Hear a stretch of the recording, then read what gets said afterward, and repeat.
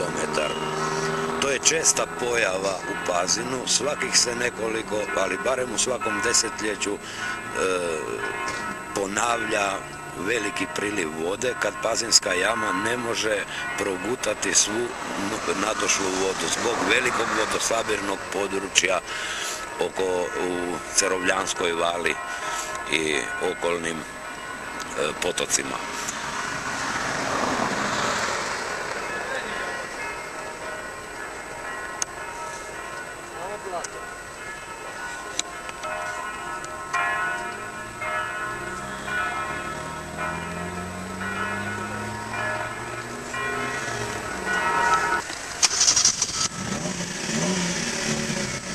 Posljednjih nekoliko desetljeća bilo je više većih poplava. Tako je 1958. voda dolazila do 2 metra iznad stijene u jami. 64. godine bila je na 10 metara od stare ruševine dvorca Rapićo.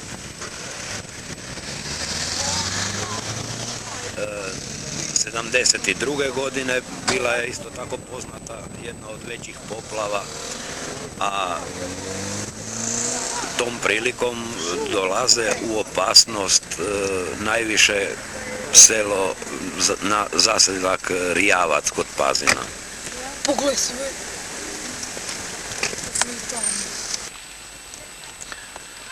Naravno da svaka takva poplava u Pazinu uvijek privlači pažnju radoznalog građanstva,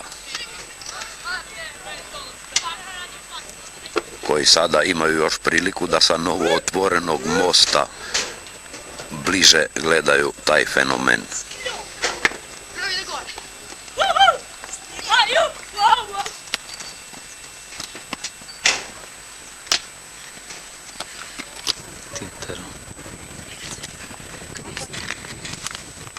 Gdje si? Tu nema stava.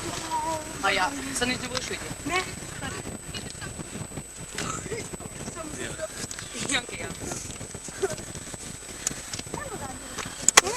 Ajmo horota.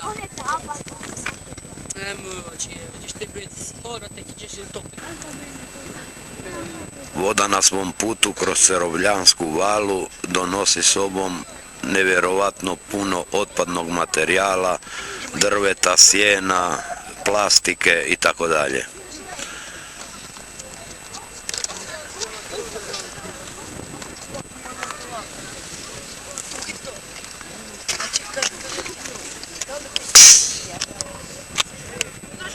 Prilikom poplave 1964. godine dužina ovog jezera bila je 3 km, sve do takozvanog lokaliteta Vir ili Zarečki krov.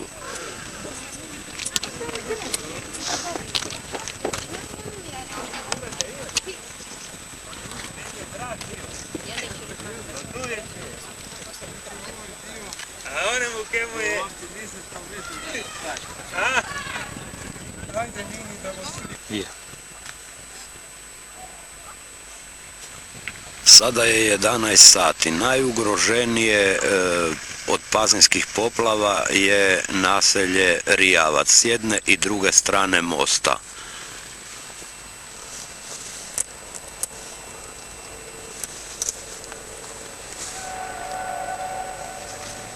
Sada je 11 sati prilikom ovog snimanja. Ovaj most bio je jutros do razine 10 cm od najvišeg vrha. Voda se prelivala sa nižih strana mosta. Znači da se u nekoliko sati spustila za 80 do 100 cm. Od svih kuća najugroženija je u ovu koju sada vidimo na ekranu.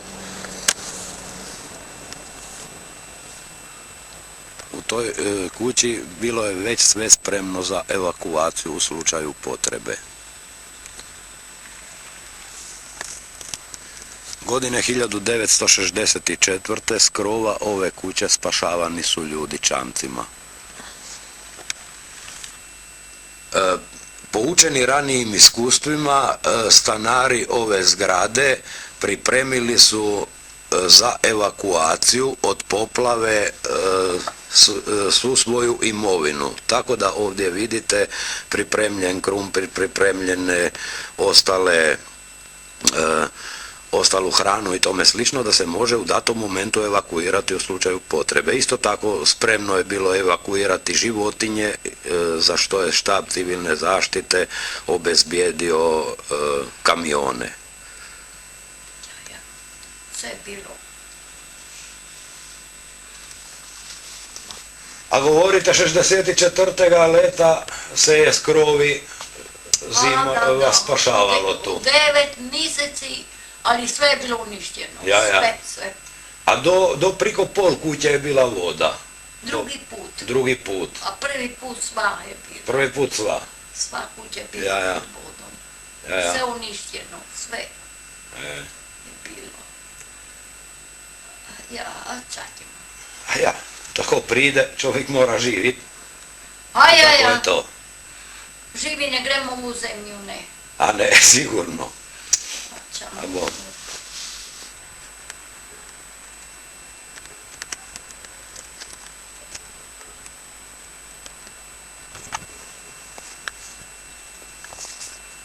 Osim viđenog naselja Rijavac koji je ugrožen, ugroženo je također i od poljoprivrednog kombinata lokalitet Loke, kao i objekti Hrvatske vojske.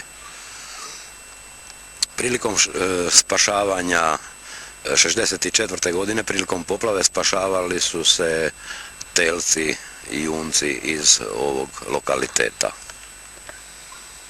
Ovom prilikom nije bio ugrožen do sada i nadajmo se da to neće i biti.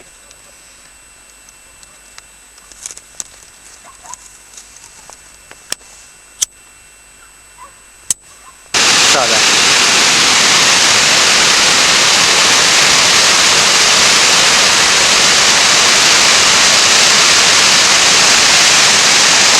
Zapjenušana vodena stihija na poznatom pazinskom kupalištu za Rečki krov ili Vir u lokalnom narječju.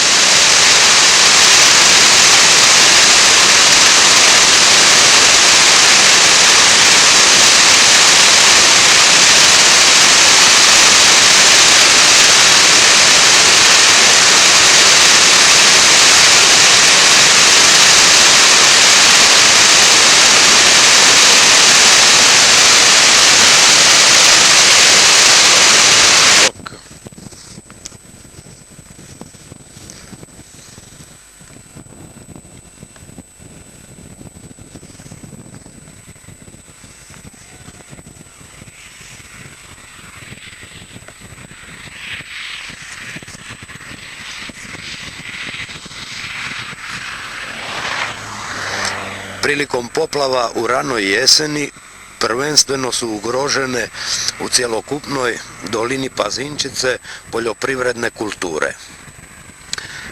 Naročito su bile ugrožene zbog trajnog ostajanja vode na nižim dijelovima terena, što se je kasnije riješilo melioracionim radovima, kad su meliorirani, cjelokupna je dolina meliorirana s poznatim holandskim sistemom sa cijevima.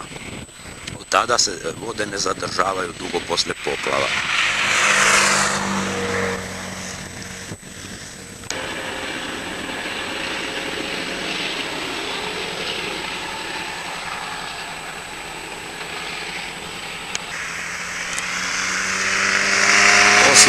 Svega do sada navedenoga na teritoriju općine Pazin ugroženost od poplava česta je i za kolektiv Istarske ciglane iz Cerovlja.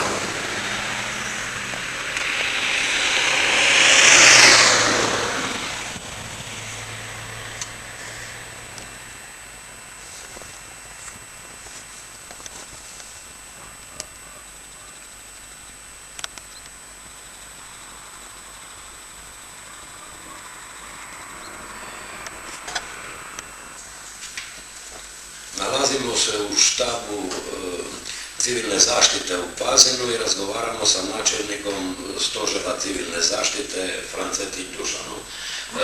Gospodine Francetić, što ste vi poduzeli prilikom ove poplave, koje ste sve intervencije do sada uspjeli sprovesti? Čim smo dobili obavijesti oko poplave ili oko rasta nivoa vode u našim potocima, odmah smo aktivirali dio štaba civilne zaštite. U dogovoru zajedno smo pozvali predsjednika izvršnog vijeća i predsjednika skupštine da vidimo šta nam je činiti i koja je opasnost za građanstvo, šta bi trebalo poduzeti. Mi u našoj civilnoj zaštiti imamo dovoljan broj, negdje oko 300 obveznika civilne zaštite, nam nije bio veliki problem skupiti potrebnih ljudi koji će nam biti pri ruci u slučaju evakuacije kojih zgrada, ako dođe do tog nivoa vode, rasta, gdje bi trebalo rješavati taj problem. Na najugroženijem području kod Rijavca, dole na mostu kod Rijavca i onim kućama i tako dalje, vi ste već u suradnji naravno sa samim domaćinima tih najugroženih kuća pripremali i za evakuaciju, poljoprivredne proizvode, plodove i tako dalje. Nakon uviđaja da će voda preliti preko samog mosta i opasnosti za kuću koja se nalazi s druge strane Rijavca, odmah smo pozvali šofere sa zaduženim kamionima, 2 kamiona koji su bili prisutni i uz to nam je i 10 do 20 obveznika civilne zaštite koji su spremili kompletno poljoprivredne proizvode za iseljavanje ako bude potrebno. Bilo je sve spremno, samo čekali smo da li će biti to potrebno ili ne. Nadajmo se da to neće biti potrebno, pošto se voda eto sada spušta, ali interesira me kakvo je stanje unutar civilne zaštite o spoznajama iz prijašnjih poplava. Iz prijašnjih poplava spoznaje jedan, moguću reći par riječi, ne puno jer ja nisam bio onda u Pazinu. Po mještanima koji su, kad smo bili na terenu, rekli su da je bila 64. velika poplava, čak da je bila ova kuća za koju smo se mi spremili za evakuaciju, čitava pod vodom, zato smo se tako dobro i spremili i još 2 naredne godine, ne znam točno koje, bila isto razina vode se popla, ne na tako veliku opasnost da je učinila velike štete. Eto, to bi toliko mogu reći za sada. Zahvaljujemo načelniku civilne zaštite općine Pazin. Hvala lijepa.